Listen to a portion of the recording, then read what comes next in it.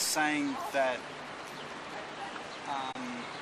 there's a lot of I think they were talking about sacred cows.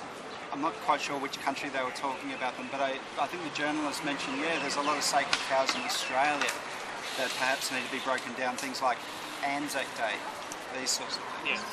And they're subjects that are too hot to touch for a lot of commentators, even journalists, because they are sacred cows. I mean, in the US, you know, certain things as well you can't touch, and yet they are seen as the ones that break down these walls, and yet they're building probably just as many of them as they claim to be breaking down. So you're saying that the ABCs are maintaining these sacred cows? No. What I was saying, that this journalist said that there's a lot of sacred cows in Australia, like Anzac Day, that nobody can have a rational conversation about because everything's so emotive. Yes. So the moment you talk about our diggers, if we started calling them stupid idiots that went off to fight because the government forced them to do so, I support your right to say it. And other people would say, well, if your argument doesn't have basis in fact, you should show that their argument doesn't have basis in fact, not try to shut them down by not allowing them to speak. Well, the fact is nobody's actually sure what caused World War I. And now, 100 years later, commentators are still trying to figure out exactly what caused it, and they still don't know. And the fact that if you've got a war and nobody knows the cause of it, then obviously it's a war which was fought for no good reason. Because if it was fought for a good reason, people would understand what started it. So I tend to agree with that. But I think you've got to be tactful with fighting works. Yes. Yeah, that's true. Well, a lot. Often it's the leading class, the sort of elite that decide on going to war, well, and then the plebs that have to do the fighting. Everyone at the start of World War I, everyone thought it'd be over within a few months. They saw advantage in going into war. I mean, Germans, from what I could see, didn't really want to go into war, but they were sort of forced to because they were allies with Austria. But I think that I'm not an expert in this field, and you probably know a lot more about the history of this than I do, but my impression from what I've heard and what I've seen, the Germans didn't really want to go into the First World War, but they sort of felt that the Austrians were really, really gung-ho, and I mean, of course they would be, you know, they're the second in charge of their country had been assassinated. Of course they were really angry. But I think that the English probably saw advantage in going into war. They thought that they could get some benefit out of that. I think Germany was worried because they knew that Russia had been dragged into the war.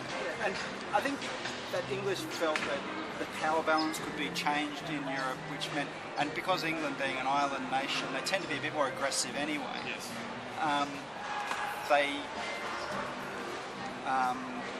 Landlocked states are generally, they are less aggressive than island nations because they know that people can just walk across their border, whereas island nations are a little bit easier to keep people out. To go into war now, to create war infrastructure. Well, like Syria or with where? Anybody. I mean, we have to make a judgment on facts, and sometimes those facts are historical facts, on whether or not we should accept what politicians do in the future. I mean, this is a common thing in the stock market, for example. You know, with judging companies by beta value, you're judging companies based on historical information. Yeah. And there's a certain fallacy in doing that. I mean, you may not have all the data, you don't have all the data, that's right, because you don't have inside knowledge about the company, but you still have to make a decision based on the information that you have. Yeah, that's right. And that's why I think it's almost it's a bit unfair to be too critical of people making decisions to go to war when you're looking back 20 years later or even 5 years later, because you've got more information than they had at the time. You know? I think it's fair to be critical of it. World War I probably was... I think history will probably look back at World War I and the cause was just diplomatic failure. It simply should not have been a war at the time. The thing is that England, I think a lot of countries, they saw advantage in doing it. I mean, the Americans, being so much further away from Europe, they basically had nothing to lose except their own troops. Well, they didn't expect it would be such a big war. That's the key. Every country which got into it thought it would be a very short war. America became a superpower. The thing is that the politicians do not care about their soldiers. They're there to die for the country, basically, and they don't really care about it. The problem is once they committed to war, they got further and further dragged into it. Yeah, but they don't care because once they get dragged into it, they say, "Oh, look, stay the course," you know, all that crap, and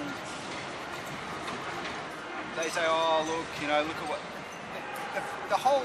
But either way. One of the big problems is when you've got an agreement with a country and say, okay, France is our ally. If anyone attacks France, then we're automatically war against them.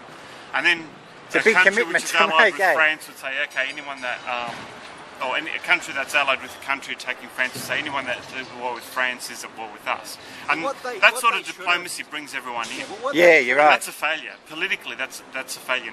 We don't do that anymore. The English should have gone. Expecting at the start of World War I. That's the important thing. Nobody fought it at that time thinking that this country's going to take over. France had a lot to lose by going to... Take over England or take over France? Where did you think they were going to take over? At the time, nobody was intending to take over any country. And it wasn't a defensive. It was purely, this were countries at war with them. We're going to bat on their side. There's going to be a skirmish and we're going to consolidate our power. It should have been solved diplomatically.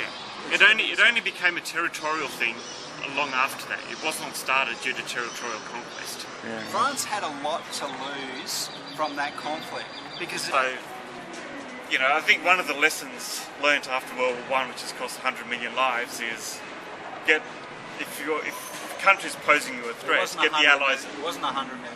No, it wasn't 100 million, but it probably eventually led to that many deaths if you consider all the cascading. If you consider World War II, it was 100. If World War I didn't happen, then we wouldn't have had the communism, you wouldn't have had World War II. So in the end, it did cost a lot of lives.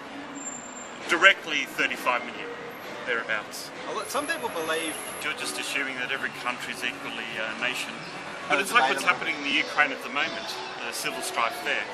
You got the eastern part of Ukraine, which is essentially Russian, and the western part, which is a Western European part of Ukraine.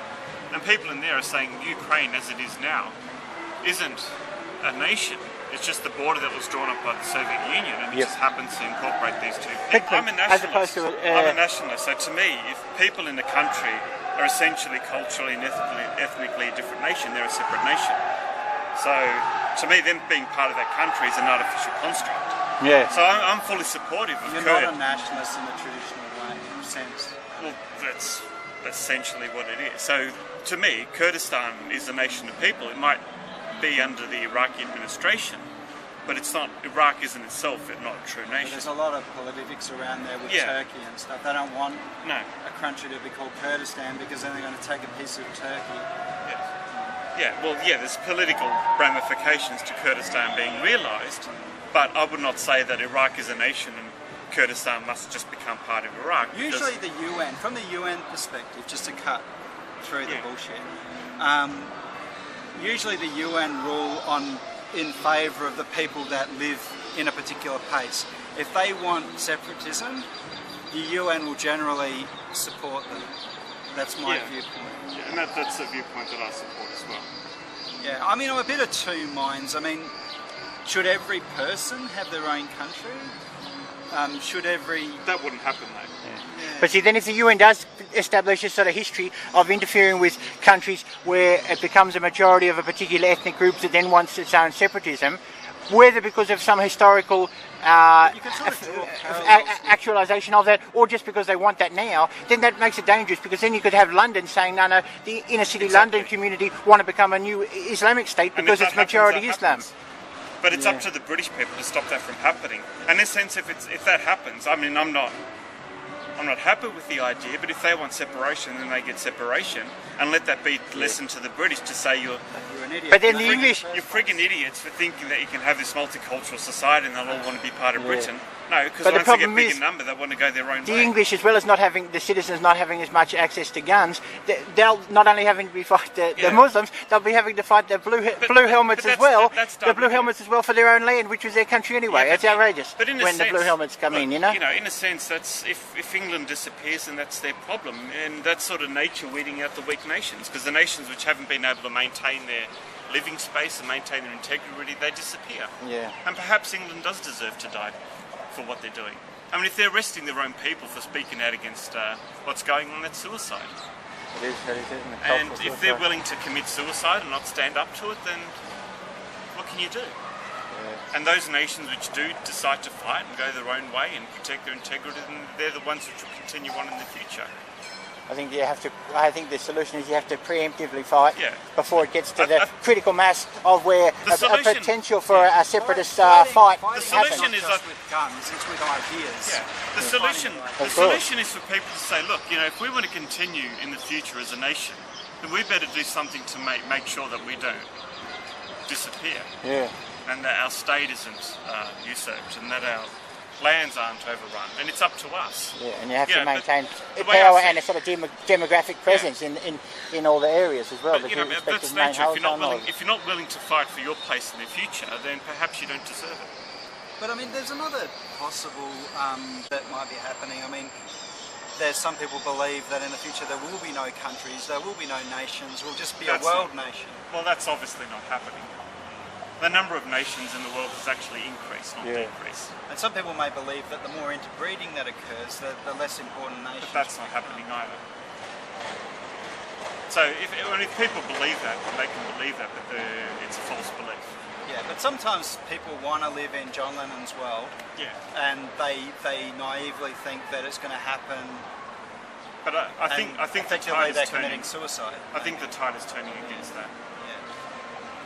I mean, John Lennon's idea is a good idea, like in principle, but it may not be as simple to achieve that than just simply.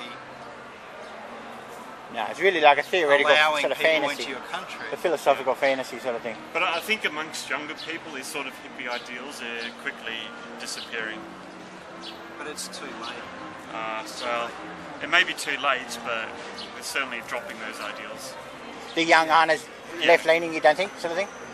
No, there's definitely left-leaning young, but there's definitely a lot of radicalised right-leaning young. It's being split. Yeah. But either way, they're being more radicalised, and the whole idea of, you know, this I whole don't sort like the term of right and left. It doesn't. Yeah. Oh no, I don't agree with it. But it's clear that the far right is rising in Europe, and they're rising because they've realised that the current system's not working. And unfortunately, the solution's going to be rather barbaric, but that's just the way it's going to play out.